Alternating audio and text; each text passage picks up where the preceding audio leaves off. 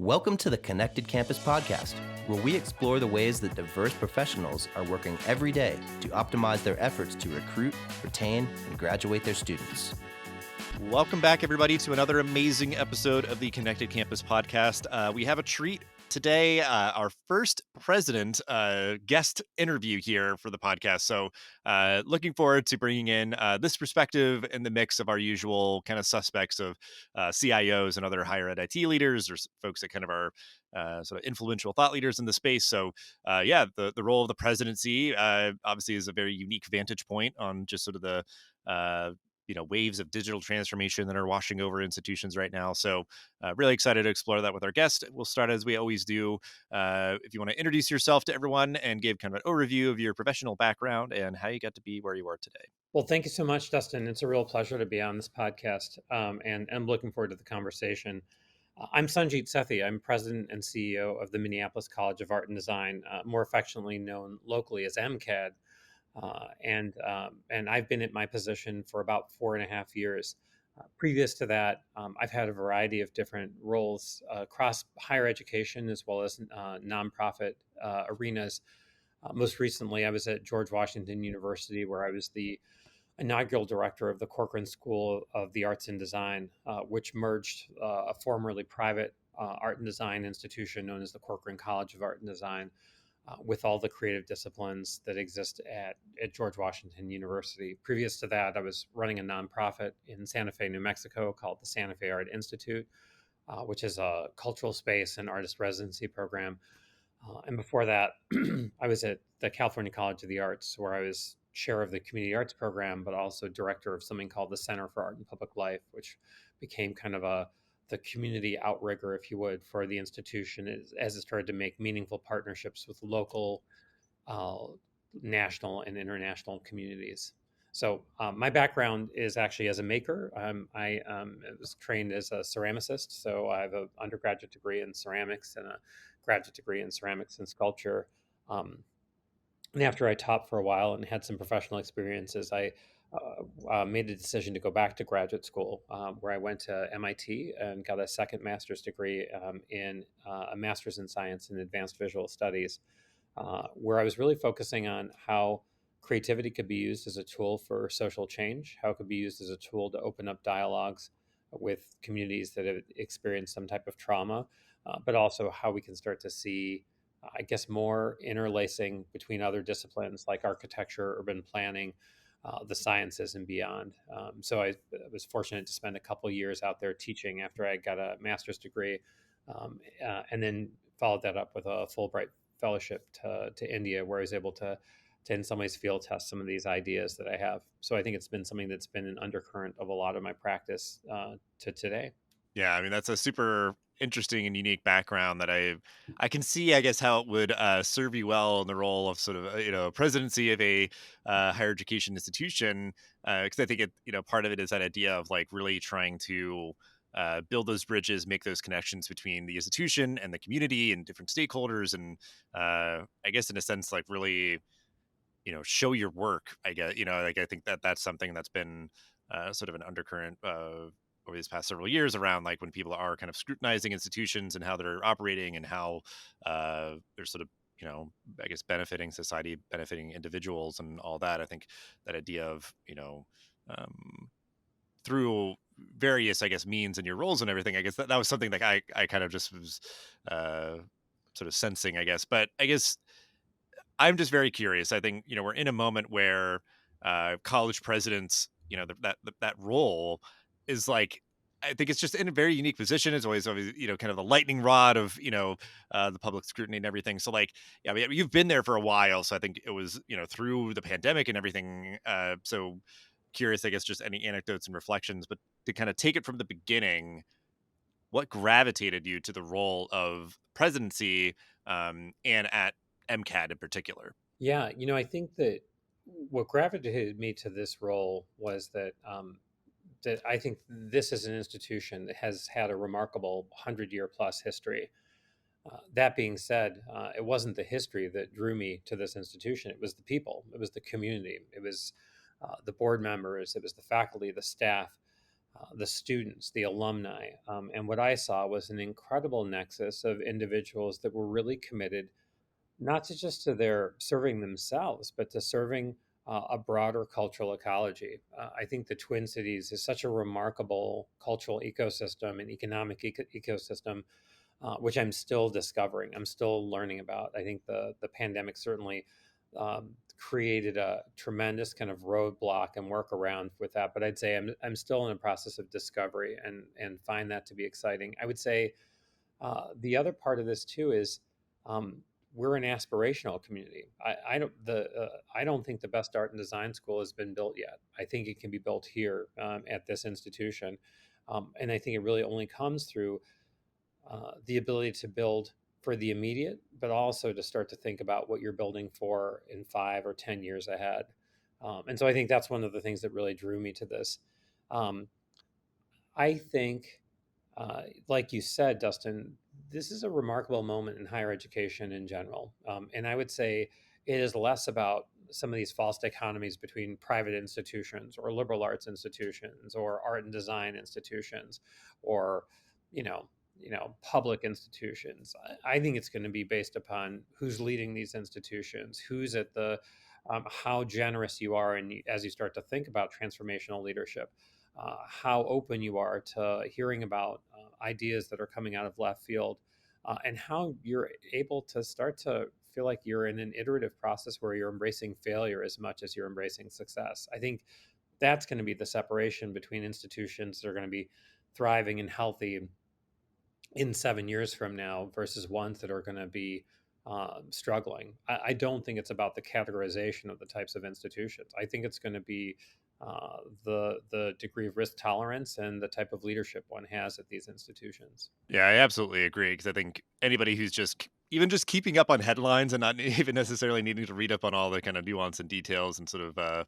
wonkiness of like, higher education, financial stability at this moment. It's like it's a lot of different kinds of institutions that are you're seeing headlines of like, oh, we're cutting so many programs, we have this huge, budget deficit, or we're closing, we're merging, and this and that. Like it really is at this point affecting all institutions where I think, if you're looking back a few years, everybody was kind of probably taking sort of an imprudent solace, I will say, in the sense of like, oh, it's just those liberal arts schools up in the Northeast, like, that sort of thing. And it's like, well, the checks come and due now, and Right. now everybody's kind of reckoning with it. Whereas, like, I think they thought it was always sort of the other, it's Yeah. not us, we're doing fine, or whatever. So that idea of like the sort of urgency of the mandate of this moment of being like, well, how are we going to, really push forward in a way that is sustainable and relevant and making kind of a positive impact. Yeah, I think you're. I mean, sustainable and relevant. I mean, those are two things that you. I mean, I guess I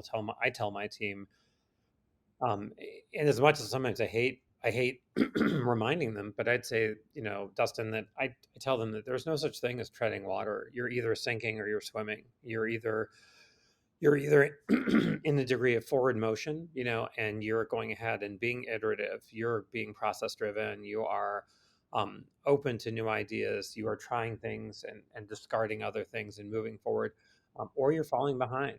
As much as we'd love a rest, we'd love a break. I'd say again, I think you there is no kind of neutral at this stage. You're either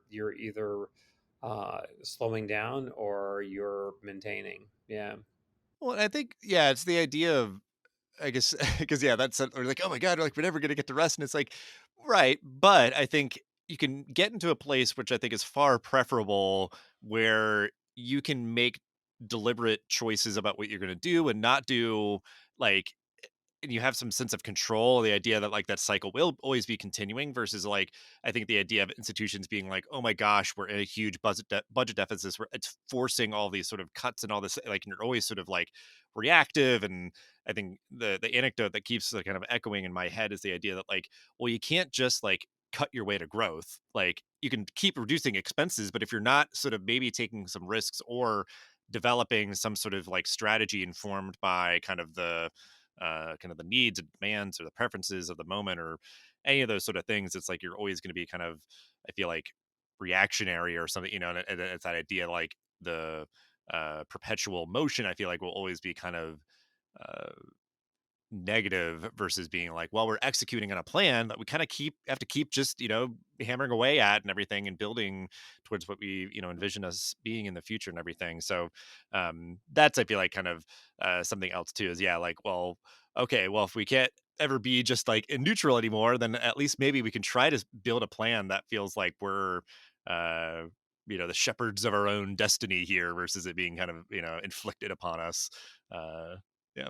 Yeah, I mean, I think you build a degree of centrifugal force, right? So you build a degree of where where it's not just you. These ideas start to generate other ideas, and so it's. I'm not trying to say you're always climbing uphill. What I am saying is that you want to stay in a constant state of motion, and since we um, I think we have an artificial sense that longevity is a sign of success, right? A program's ability to go ahead and stay around for 20 years means it's a successful program. I'm not sure about that anymore. Like in the sense, like I'm not sure I ever believed that, but I'd say I certainly don't. And one of my lessons I've learned from the pandemic is I'm not sure if we're saying that the world is moving remarkably around us, and somehow we're saying our Department of Teaching and Online Learning has stayed the same in 10 years. Really? It's like we haven't learned anything, or our curriculum has stayed the same. And even though we've just talked about how the nature of our students changed, their metabolism for information has changed, the way they interface with media or news has changed, and we're still saying no, but this is the tried and true curriculum. It's always worked. Really? I guess I'd say that it's probably dangerous to quote Mao, but like maybe that permanent state of revolution that Mao talks about is that point. Like maybe curriculum or teams are meant to go ahead and be kind of torn down and rebuilt every 5 years or every 10 years or every something like that. So maybe there should be inherent self-destruct kind of buttons in some of the things that we do. And that regrowth is as important, right? It's these old growth forests that have never had a chance to have kind of a regular kind of fire that all of a sudden have these mega fires that really are the ones that hurt them versus the idea of saying like maybe there is something kind of natural about this idea of us kind of saying yeah, every 7 years we have to tear down this curriculum and rebuild it again and understand what are the key assumptions that we had 7 years ago that have changed now. Yeah. Well, as someone who loves a good metaphor, I feel like that was all very like colorful illustration that like yeah, very much captures kind of what we're getting at here. But and I guess you kind of acknowledge the idea of like a, center for online teaching or something, certainly a place that would be very important to keep kind of that cycle of rebirth and everything, just kind of reviewing and kind of critiquing assumptions maybe from years ago and everything. So again, we focus a lot on digital transformation here. So as one kind of dispatch from your tenure there at MCAD, like how has digital transformation been impacting an institution like yours? Because I feel like it might be kind of unique, obviously, as a art and design kind of institution. But yeah, any reflection? Certainly, I know you were through like the pandemic and everything over this time, so I'm sure there's no shortage. But maybe just as we've kind of put more of that emergency remote teaching and everything kind of in the rearview mirror, how are you seeing kind of digital transformation kind of impacting MCAD? Yeah, so I mean, I'll start by if we like analogies, Dustin, and it sounds like you like a good analogy like I do. I think that there are some institutions that, as we emerge from the pandemic, really wanted to put on their red shoes and kind of tap them 3 times and go back to Kansas. And I would say I'm not one of them in the sense I think that like this idea of simply returning to normal. I mean, we're an art and design institution, so in-person instruction is really important. But to our credit, we we always had a certain degree of some of our classes that were remote even beforehand, even before. So we had a department of online teaching and learning. The one thing that I think that changed for us over the pandemic was that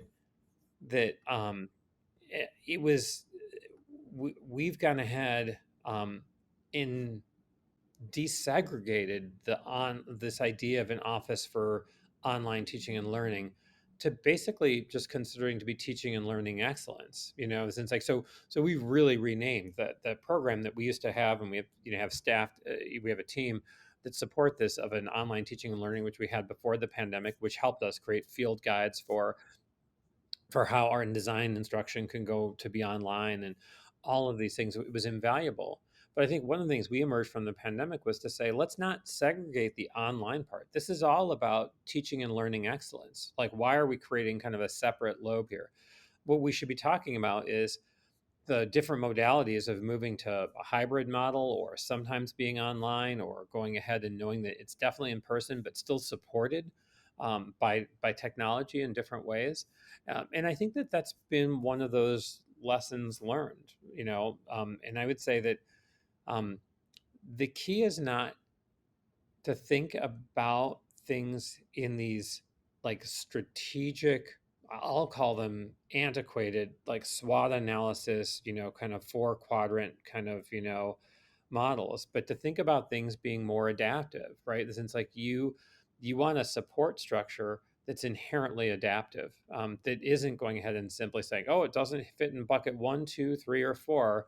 Well, I don't know what we're going to do with it.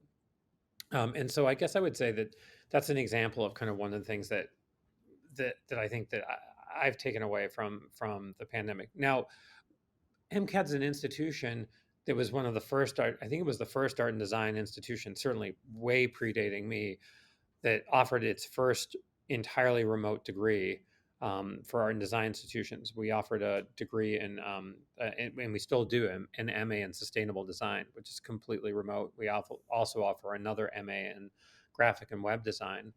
And then over the pandemic, we launched an MA in creative leadership, and that creative leadership degree is 90% online, and then it has a 10% in-person component over the summer. And I'd say those are all healthy and thriving, but I'd say that um, they're thriving because inherently the curriculum and the support we provide them are all adaptive. It's not sticking to one plan the entire time. Yeah, I like just that idea of, because I think that's indicative of the moment. It's a good example, I guess, that it could be applicable across, any aspect of kind of the digital experience at institution, is the idea of like, okay, well, let's not just have, because I'm sure some institutions did have this, like a center for online teaching and a center for like teaching excellence or whatever. It's like, Right. could we try to bring those people together, because it feels like they would, really, benefit from working together, and just that notion of, kind of manifesting the idea of like, good teaching is good teaching, and we kind of, can have it be more adaptive and more, I guess, just, trying to think of the right word, but I guess just more in kind of in tandem, uh,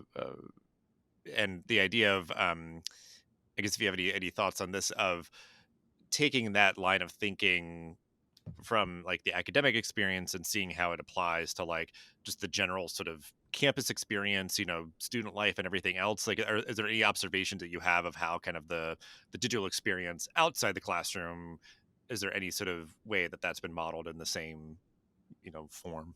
So, we have a relatively introverted group of students, and that's, like I said, I think that's typical of art and design institutions. We realize that online platforms that allow for um, co-curricular community building, whether they're occurring through through opportunities sponsored by us, or ones that are just occurring organically, Discord groups, etc., are more and more prevalent now than they were 4 years ago. And I think that we see those, and and I would say that that's one that ideally what we try to do as an institution is to understand, how do we make sure that those are spaces that are meaningful? Those are spaces that are active, that they follow community guidelines as best as we can, because we want to make sure the fact that people realize that whether you're approaching those communities as you're on campus through kind of kind of a physical space or a digital space, that we're still a community of care and a community of support. But I would say that that's still something that we're navigating, and I don't think we have the answers. And I would say this is one where our goal has to be adaptive in nature, and I would say that I'm not sure. I think that we look towards seeing how do we maintain and support, and in some cases just acknowledge that some of these spaces exist that are going on adjacent to kind of the institution itself.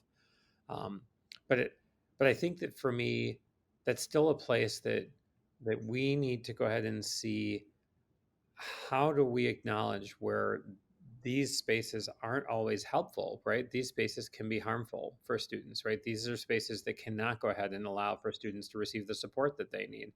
Um, uh, you know, um, we know that there are spaces where we don't want students to be bullied. We don't want students to be, and digital spaces become um, an incredibly powerful place where sometimes people can go ahead and feel these pressures even within the intimate environment of an institution that only has 750 students. Not only, but it has 750 students, but a relatively intimate institution. So I don't know if I have a definitive answer or policy or strategy, but I would say it is part of our understanding of what a community of care looks like. Yeah, and that's I think even just the baseline foundation is the acknowledgement of like, we have spaces that we are maybe creating and maintaining and facilitating, these sort of digital communities and stuff, but then like there's other stuff where it's like we just need to kind of get out of the way. That's like student spaces for themselves and whatever, but then like they could certainly still have kind of spillover effects of, if they're having uh negative interactions or whatever, like how can we just be supportive and sort of aware of all these other things that are happening. And yeah, that's I think just a very good kind of observation, is that like digital communities, you have to kind of hold these two truths at the same time of like they can have amazing potential and impacts for creating sort of connections for students, but also like can have a pretty harmful effect as well. So like how do we maybe try to again be sort of aware and acknowledging of those two truths, and try to be supportive of students to navigate those things, while it's like we don't have to be sort of uh, chaperoning everybody as they're going into any space that has any students in them or whatever. It's just kind of being uh, not just completely aloof or kind of completely hands off or any of that. 'Cause it's like, yeah, the digital is going to impact the physical for sure, of just that sense of community, that sense of belonging, and kind of affinity for the institution and everything. So I think Yeah. that's a good takeaway. And I'm curious because this is kind of just a interesting note that I had in some of my research and kind of getting to know your background. And I will say, kind of shout out to Elliot Felix. He recommended you to be on the show, and he kind of noted this concept that you've spoken about, radical accessibility. Can you kind of define that and why you think it's important for Sure. higher ed at this moment in time? And you know what I'm going to do, Dustin, is that I'll say that my thinking around accessibility has evolved. And so what I'll do first and foremost is I'll say that as much as that in our initial our initial adaptive strategy, which is our version of a strategic plan that I worked with the college community to go ahead and produce during the pandemic, we talk about this concept of radical accessibility. What does it mean to be a radically accessible institution? And I will say I've created a modification to that, which is I think I'm interested in actually replacing the word radical with transformative. And the reason why, and I'll talk a little bit about this, which is that one of the things that we have to ask ourselves, and especially now, and it's really timely that here you and I are having this conversation in the middle of March, and it's that moment of reflection that I think you started by talking about, which is that 4 years ago we went into this incredible washing machine, almost exactly to the day, right? That we're talking is that we're things shut down. We didn't know if it was the end of days. We weren't sure what was happening, much less, I don't, as a college president, I would say that I didn't know that you really could turn off the spigot for an institution. How do you go about essentially de-densifying your dorms? How do you go about, going ahead and shutting down all classroom operation, in-person classroom operations? How do you do those things? So we went through this incredible trauma, and I actually don't think we talk about that trauma enough, right? Through that trauma, we also understood, I think, more in depth about opportunities for accessibility, right? And we've seen that, right? We saw this in great antidotes of the parent that had disabilities that all of a sudden were able to attend every single PTA meeting for their kids, right? Because they were all moved online, right? We saw the fact that um, it in some ways became an accessibility we had an MFA student that has MS, had MS, and and they said, gee, sometimes they would make it in for in-class critique, sometimes they couldn't because of the temperature of the building was too high, then their MS could spike. they all of a sudden felt normalized again. So we saw these moments of understanding more comprehensively about how we have a necessity to think of ourselves as being more accessible. I don't mean just in terms of a physical accessibility standard. I mean accessibility to make sure that that neurodiverse individual um, that has Tourette's syndrome, we're not just trying to minimize their disruption in the furniture design class. We want to celebrate their acumen. And so I think where accessibility gets it wrong is it's the goal oftentimes with institutions, ours included, as we work towards creating this. We're not a fully transformationally accessible institution. That's the aspiration. I want to be abundantly clear. I don't want anyone to get the notion that somehow MCAD's kind of like up at 40, 50,000 feet in this stuff. Like we're trying to get there, but that's one of the institution's aspirations over the next 5 to 10 years. But our goal shouldn't be accommodation, and this is where I think institutions oftentimes get it wrong. Their goal is to take the kid with Tourette syndrome, accommodate them enough so they don't disrupt that class, so the faculty member can go ahead and teach their content, and so they can get through the class, that they can get through the aperture that's designed for all, quote unquote, the normal students, right? And that may be from a physical accessibility, from a neurodivergent accessibility point, whatever it is. If we start to think about accessibility from a transformational component, the goal is to say that individual with Tourette syndrome, I don't know why I'm picking on this individual, if we work in a way that celebrates their knowledge and their insights and their expertise and their life experiences, which includes them having Tourette syndrome, the entire class benefits, right? The entire class is elevated. We take the entire class to a higher level. So instead of this notion of them having to come in and fit through the aperture that we have for everyone else, transformative accessibility is thinking about how the entire community benefits when we help that student go ahead and be their best selves. The goal isn't to survive, to be in the conduit for everyone else. The goal is for them to be their best selves. And I think that the term, one of my predictions is that I think that the term accommodation is going to be seen as kind of as ableism, in the sense like it's going to be seen as being problematic because accommodation, I don't think should be the goal for higher education. It should be transformation. So I guess that's where I'm coming from. We talked about de-siloing, kind of online teaching and learning excellence from teaching and learning excellence. I would say this is another place where we have to de-silo this too. Yeah, I really like that. I think the outcome being very clear of like how can we affect our institutional culture of yeah, not just doing the bare minimum.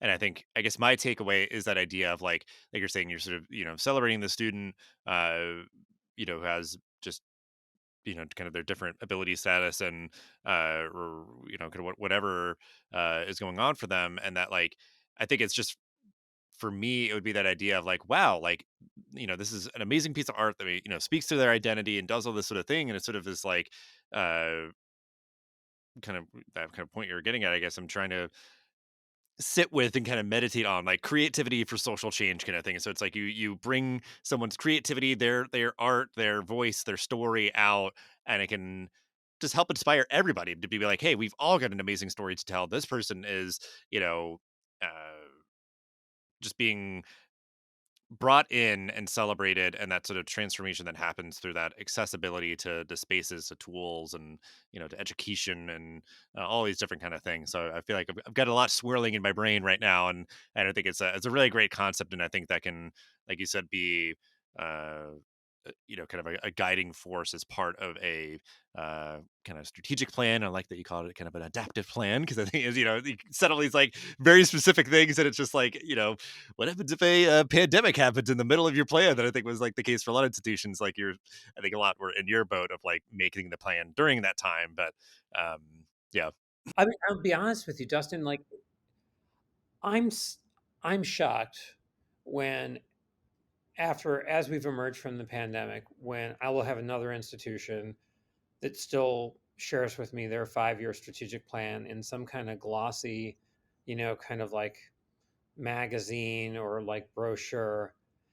And I will be the first person to say that if you think I've got a crystal ball that allows me, especially after everything we've been through, and I think about what we've been through with the pandemic, what we've been through with a job market that has never been this way in my lifetime, with the incredible social reckoning that we have to deal with the murder of George Floyd, and all of these different factors, the increased damage to climate change, which has caused, some days air quality in, Minneapolis to be worse than Beijing. I mean, I would say that if someone's really going to tell me that they've got it all figured out for the next 5 years and they've got it all plotted out, like, wow, that's astonishing to me. And I will say that for me, we have to be adaptive.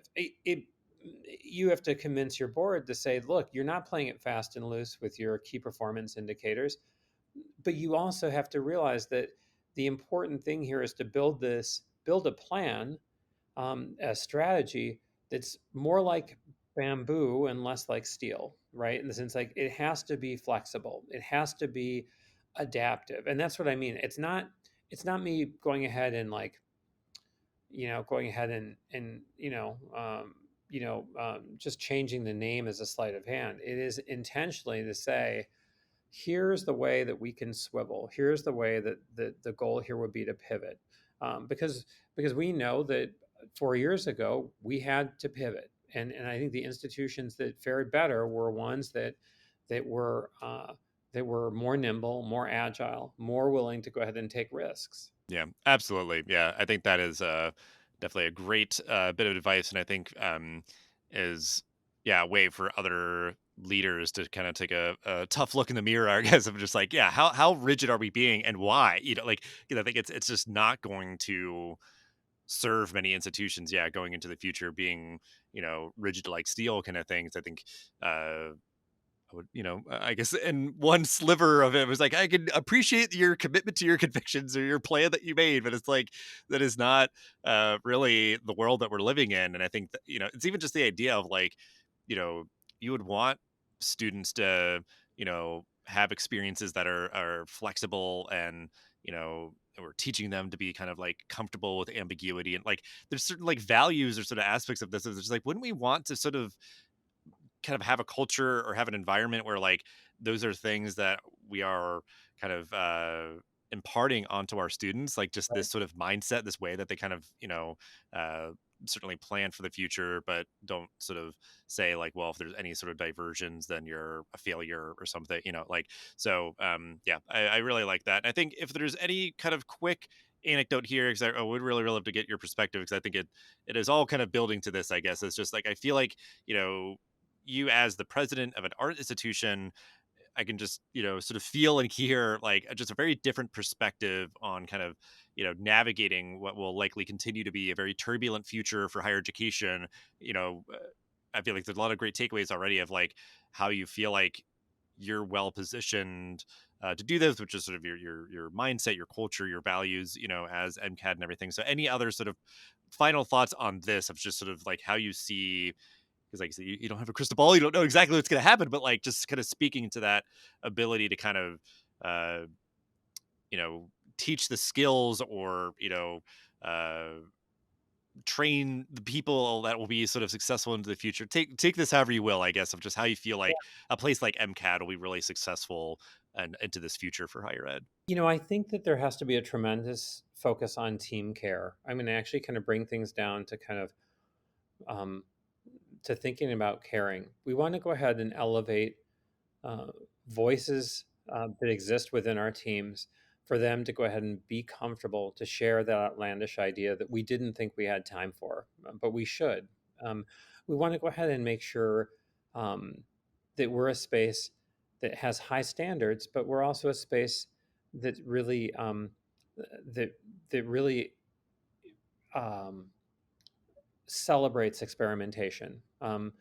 We've got to go ahead and be able to laugh and learn at our failures, and then go ahead and pick ourselves up and go ahead and try something again. And I guess I'd say that's kind of one of the pieces I really keep thinking about.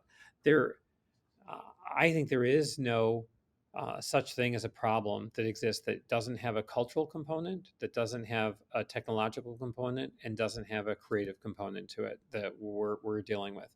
And I think that we do ourselves a disservice to not thinking about those aspects of any problem we're dealing with, whether it's putting together the next budget for an institution or going ahead and thinking about how you handle an issue with the cafeteria on campus. There's always an issue with creativity, technology, community, and culture. And I guess I would say that for me, part of my job as president and CEO of the institution is to keep supporting our community of leaders and